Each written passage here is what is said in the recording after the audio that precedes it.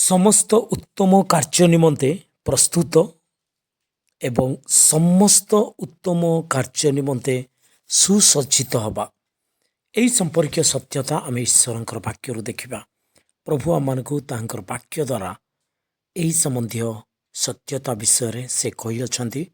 ଆମେ ଯଦି ପ୍ରଭୁଙ୍କର ବାକ୍ୟରୁ ଆମେ ପାଠ କରିବା ତାହେଲେ ତିମୋଥୀଙ୍କ ନିକଟକୁ ପ୍ରେରିତ ପାଉଲଙ୍କର ଦ୍ୱିତୀୟ ପତ୍ର 2 ତିମୋଥୀ 2 ତାର 21 ପଦ ଯଦି ଆମେ ପାଠ କରିବା ସେଠାରେ ଲେଖାଯାଏ, ଅତଏବ ଯଦି କେହି ସେହି ସମସ୍ତଙ୍କ ଠାରୁ ଆପଣାକୁ ପରିଷ୍କାର କରେ ତାହେଲେ ସେ ପବିତ୍ରୀକୃତ, କର୍ତ୍ତାଙ୍କ ବ୍ୟବହାର ପାଇଁ ଉପଯୁକ୍ତ, ପୁଣି ସମସ୍ତ ଉତ୍ତମ କାର୍ଯ୍ୟ ନିମନ୍ତେ ପ୍ରସ୍ତୁତ, ଏପରି ଏକ ସମାଦରର ପାତ୍ର ହେବ।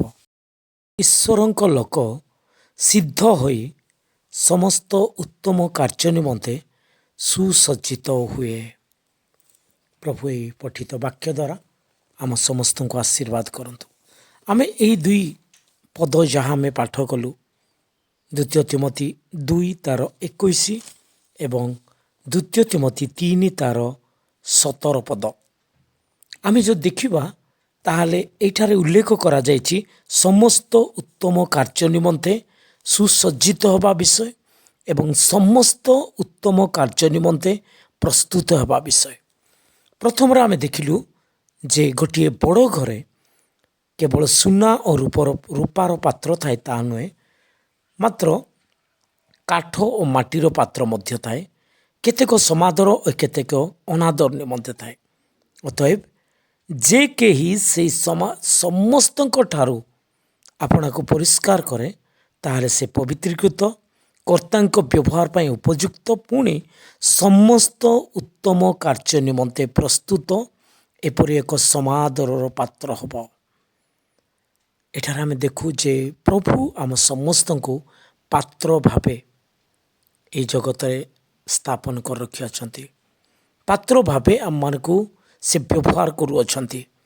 ଆମ ସମସ୍ତଙ୍କୁ ତାହାଙ୍କର ପାତ୍ର ଭାବେ ବିନିଯୋଗ କରୁଅଛନ୍ତି ଆଉ ଉପଯୁକ୍ତ ଭାବେ ବ୍ୟବହାର କରୁଛନ୍ତି। ପୁଣି ସମସ୍ତ ଉତ୍ତମ କାର୍ଯ୍ୟ ନିମନ୍ତେ ଆମମାନଙ୍କୁ ଗୋଟିଏ ସମାଦରର ପାତ୍ର କରିଅଛନ୍ତି। କିନ୍ତୁ ସେମାନଙ୍କୁ ପ୍ରିୟମାନେ, ଯଦି ଆମେ ପାତ୍ର ତାହେଲେ ପାତ୍ରକୁ ପରିଷ୍କାର ରଖିବାକୁ ହେବ। ତେଣୁକରି ଏଠାରେ ଲେଖାଗଲା ପବିତ୍ରୀକୃତ ଆଉ କର୍ତ୍ତାଙ୍କ ବ୍ୟବହାର ପାଇଁ ଉପଯୁକ୍ତ। ଯଦି ଗୋଟିଏ ପାତ୍ରରେ ମଳିନ ଥାଏ, ମଇଳା ଥାଏ, କଦର୍ଯ୍ୟ ଥାଏ, ତାହେଲେ ସେହି ପାତ୍ରକୁ କେହି ବି ବ୍ୟବହାର କରିନାହାନ୍ତି ବା ବ୍ୟବହାର କରି ନଥାନ୍ତି। କିନ୍ତୁ ଯଦି ସେହି ପାତ୍ର ପରିଷ୍କାର ଥାଏ, ବ୍ୟବହାର ଯୋଗ୍ୟ, ତାହେଲେ ସେହି ପାତ୍ର ହିଁ ସମାଦରର ପାତ୍ର ହେବ।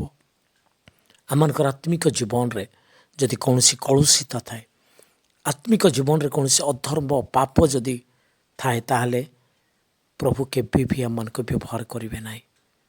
ଆମେ କେତେ ଚେଷ୍ଟା କରିବା ତଥାପି ତା ଫଳପ୍ରଦ ହେବ ନାହିଁ।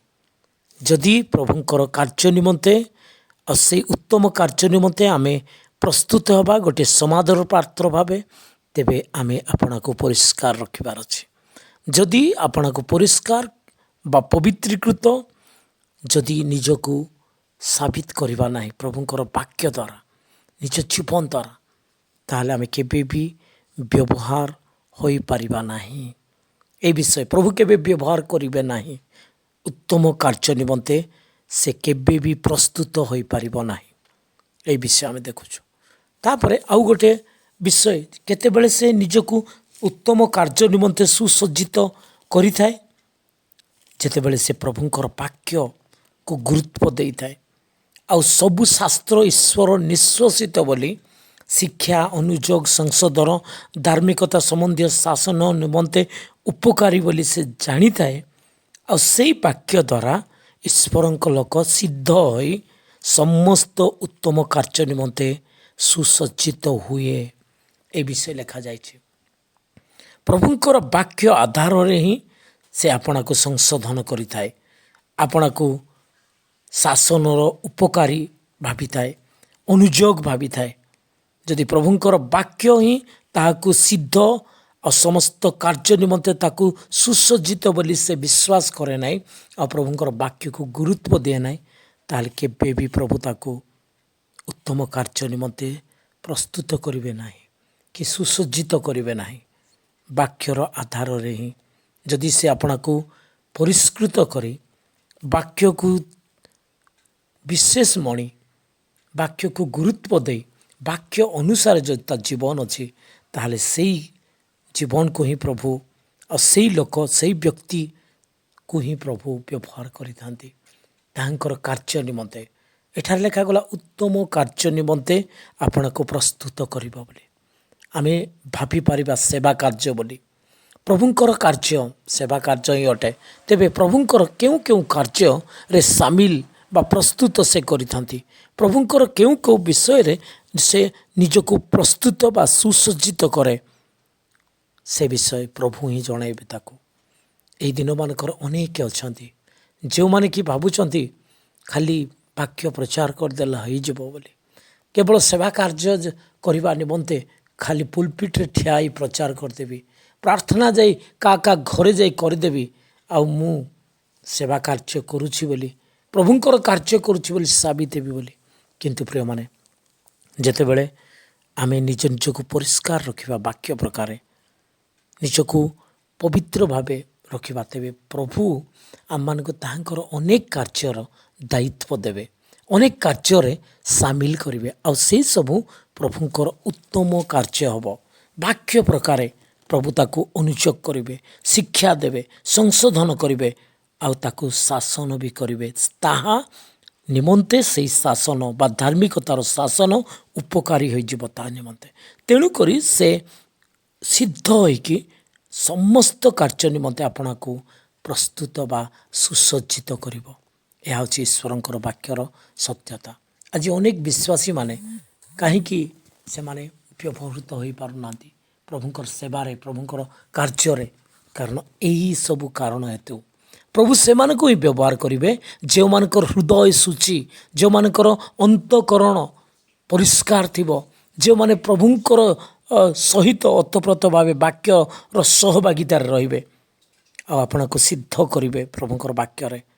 ପ୍ରଭୁ ସେମାନଙ୍କୁ ହିଁ ଉତ୍ତମ କାର୍ଯ୍ୟ ନିମନ୍ତେ ସେମାନଙ୍କୁ ହିଁ ପ୍ରଭୁ ପ୍ରସ୍ତୁତ କରିବେ ଆଉ ସେଇ ବ୍ୟବହାର ଯୋଗ୍ୟ ପାତ୍ର ସ୍ୱରୂପ ହୋଇ ପ୍ରଭୁଙ୍କର ସମାଦର ପାତ୍ର ହେବେ ଆଉ ପ୍ରଭୁଙ୍କର ନିମନ୍ତେ ବ୍ୟବହାର ହେବେ ଆଉ ଉପଯୁକ୍ତ ଭାବେ ସମସ୍ତ ଉତ୍ତମ କାର୍ଯ୍ୟ ନିମନ୍ତେ ପ୍ରଭୁ ହିଁ ତାଙ୍କୁ ବ୍ୟବହାର କରିବେ।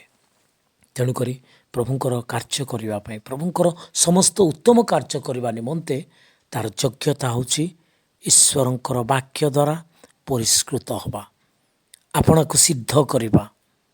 ଆଉ ଆମେ ସିଦ୍ଧ କରିବା ପ୍ରଭୁଙ୍କର ବାକ୍ୟ ଦ୍ୱାରା। ଆପଣଙ୍କୁ ପବିତ୍ରୀକୃତ ଆଉ ଆପଣଙ୍କୁ ସୂଚି ଆଉ ଆପଣଙ୍କୁ ସମ୍ପୂର୍ଣ୍ଣ ଭାବେ ଆପଣଙ୍କୁ ପରିଷ୍କାର ରଖିବା, ତାହା ଈଶ୍ୱରଙ୍କ ବାକ୍ୟ ଦ୍ୱାରା। ତେଣୁକରି ଆମେ ଈଶ୍ୱରଙ୍କ ବାକ୍ୟକୁ ଗୁରୁତ୍ୱ ଦେଇ ଆପଣ ଜୀବନକୁ ପରିଷ୍କାର ରଖି ବାକ୍ୟ ପ୍ରକାରେ ଆପଣଙ୍କୁ ସିଦ୍ଧ କରି ସମସ୍ତ ଉତ୍ତମ କାର୍ଯ୍ୟ ନିମନ୍ତେ ସୁସଜ୍ଜିତ ହେବା ଆଉ ପ୍ରଭୁ ମୋତେ ଆମମାନଙ୍କୁ ସେହି ପ୍ରକାର ପ୍ରସ୍ତୁତ କରିବେ। ତେଣୁ ପ୍ରିୟମାନେ, ପ୍ରଭୁଙ୍କର ବାକ୍ୟ ପ୍ରକାର ହିଁ ଆମେ ଆଗକୁ ବଢ଼ିବା ଆଉ ପ୍ରଭୁଙ୍କର ନିମନ୍ତେ କିଛି କରିବା, ପ୍ରଭୁଙ୍କର କାର୍ଯ୍ୟ ନିମନ୍ତେ ଆପଣଙ୍କୁ ସାମିଲ କରିବା ଆଉ ଆପଣଙ୍କୁ ନିଜକୁ ଉପରକୁ ଦେଖାଇବା ନାହିଁ। ମୁଁ ଯେ କେବଳ ସେବା କାର୍ଯ୍ୟ ବା ମୁଁ ସେଇ କାର୍ଯ୍ୟ ବାକ୍ୟ ପ୍ରଚାରର କାର୍ଯ୍ୟ ସମସ୍ତଙ୍କ ନିକଟରେ ପ୍ରାର୍ଥନାର କାର୍ଯ୍ୟ କରିବି, ଏହି ପ୍ରକାର ପ୍ରଭୁଙ୍କର କାର୍ଯ୍ୟ ବୋଲି ଭାବି ଆପଣଙ୍କୁ ସେମିତି ରଖନ୍ତୁ ନାହିଁ। ସମସ୍ତ ଉତ୍ତମ କାର୍ଯ୍ୟ ବୋଲି କୁହାଗଲା, ଗୋଟିଏ ନାହିଁ, ଦୁଇଟା ନାହିଁ। ଯେତେବେଳେ ମାଣ୍ଡଳିକ କାର୍ଯ୍ୟକ୍ରମ ଗୁଡ଼ାକ ହୁଏ, ସେବା କାର୍ଯ୍ୟ ଗୁଡ଼ାକ ହୁଏ, ପ୍ରତ୍ୟେକ କାର୍ଯ୍ୟରେ ଆମେ ନିଜକୁ ସାମିଲ କରିବା ପାଇଁ ପ୍ରଭୁ ହିଁ ଆମମାନଙ୍କୁ ବ୍ୟବହାର କରିଥାନ୍ତି। ଯଦି ତାହାଙ୍କର କାର୍ଯ୍ୟ ନିମନ୍ତେ ଯଦି ସେ ଚାହାନ୍ତି ବ୍ୟବହାର ପାଇଁ, ସେମାନଙ୍କୁ ହିଁ ପ୍ରଭୁ ତାହାଙ୍କର କାର୍ଯ୍ୟ ଦେଇଥାନ୍ତି, ସମସ୍ତଙ୍କୁ ନୁହେଁ। ସେମାନଙ୍କର ଦକ୍ଷତା ଯୋଗୁଁ ସେମାନଙ୍କୁ ସେ ବ୍ୟବହାର କରିନଥାନ୍ତି, ସେମାନଙ୍କର ନିପୁଣତା ଯୋଗୁଁ ପ୍ରଭୁ ସେମାନଙ୍କୁ ବ୍ୟବହାର କରିନଥାନ୍ତି, କିନ୍ତୁ ସେମାନଙ୍କୁ ବ୍ୟବହାର ପ୍ରଭୁ କରିଥାନ୍ତି ସେମାନଙ୍କର ପରିଷ୍କୃତ ଜୀବନ ପାଇଁ, ସେମାନେ ବାକ୍ୟ ଦ୍ୱାରା ସିଦ୍ଧ ହୋଇ ଆପଣଙ୍କୁ ସୁସଜ୍ଜିତ କରୁଥିବା ପାଇଁ ଆଉ ସେଇମାନେ ସେଇ ପାତ୍ର ଭାବେ ଆପଣଙ୍କୁ ସେମାନେ ସେଇ ପାତ୍ର ଭାବେ ପ୍ରସ୍ତୁତ କରୁଥିବାରୁ ତେଣୁକରି ପ୍ରିୟମାନେ ଏହି ବିଷୟକୁ ଆମେ ଗୁରୁତ୍ୱପୂର୍ଣ୍ଣ ଭାବେ ନେବା ଆଉ ପ୍ରଭୁ ଆମମାନଙ୍କୁ ସାହାଯ୍ୟ କରନ୍ତୁ ଯେ ତାହାଙ୍କ ନିମନ୍ତେ ଉତ୍ତମ କାର୍ଯ୍ୟରେ ଆଗକୁ ବଢ଼ିବା ପାଇଁ। ଆଉ ଏପର୍ଯ୍ୟନ୍ତ ଯଦି ମୋର ଏହି ଚ୍ୟାନେଲକୁ ସବସ୍କ୍ରାଇବ୍ କରିନାହାନ୍ତି ତାହେଲେ ସବସ୍କ୍ରାଇବ୍ କରନ୍ତୁ। ଏହି ପ୍ରକାର ଭିଡ଼ିଓ ଆପଣମାନଙ୍କର ସମ୍ମୁଖରେ ପହଞ୍ଚାଇ ଦିଆଯିବ। ପୁଣି ଯଦି ଭଲ ଲାଗିଲା ଲାଇକ୍ କରନ୍ତୁ ଆଉ ସେୟାର ମଧ୍ୟ କରନ୍ତୁ। ଅନେକଙ୍କ ନିକଟରେ ଏହି ବାକ୍ୟ ପହଞ୍ଚିବାର ଅଛି। ଯଦି ଏପର୍ଯ୍ୟନ୍ତ ଆପଣ ପ୍ରଭୁ ଯୀଶୁ ଖ୍ରୀଷ୍ଟଙ୍କୁ ନିଜର ବ୍ୟକ୍ତିଗତ ତ୍ରାଣକର୍ତ୍ତା ବୋଲି ବିଶ୍ୱାସ କରିନାହାନ୍ତି ତାହେଲେ ଆପଣ ହୃଦୟରେ ତାଙ୍କୁ ଡାକନ୍ତୁ, ବିଶ୍ୱାସ କରନ୍ତୁ। ପ୍ରଭୁ ଆପଣଙ୍କର ସମସ୍ତ ପାପକୁ କ୍ଷମା କରିବେ, ପରିଷ୍କାର କରିବେ। କାରଣ ସେ ପ୍ରେମିକ, ସେ ପ୍ରେମ କରି ଆପଣ ଜୀବନ ଦେଇଛନ୍ତି, ରକ୍ତ ଝରାଇଛନ୍ତି, ମୃତ୍ୟୁବରଣ କରି ମୃତ୍ୟୁକୁ ତିନି ଦିନ ପରେ ତୃତୀୟ ଦିନରେ ସେ ଜୟ କରି ଉଠିଛନ୍ତି। ଆଉ ସେ ହିଁ ଏକମାତ୍ର ସତ୍ୟ ପ୍ରଭୁ। ଏ ପୃଥିବୀରେ ତାହାଙ୍କ ଛଡ଼ା କେହି ନାହିଁ। ଆପଣ ପାପ ସ୍ୱୀକାର କରି କ୍ଷମା ପ୍ରାପ୍ତ ହୁଅନ୍ତୁ ବା ପରିତ୍ରାଣ ପ୍ରାପ୍ତ ହୁଅନ୍ତୁ ଆଉ ପ୍ରଭୁଙ୍କର ଏହି ବାକ୍ୟ ସମୂହ ଦ୍ୱାରା ଆପଣ ପରିଷ୍କୃତ ହୁଅନ୍ତୁ ଆଉ ଆଗକୁ ତାହାଙ୍କର ଉତ୍ତମ କାର୍ଯ୍ୟ ନିମନ୍ତେ ବ୍ୟବହୃତ ହୋଇ ଆଗକୁ ବଢ଼ନ୍ତୁ। ପ୍ରଭୁ ଆପଣଙ୍କୁ ଅନୁଗ୍ରହ କରନ୍ତୁ। ଧନ୍ୟବାଦ।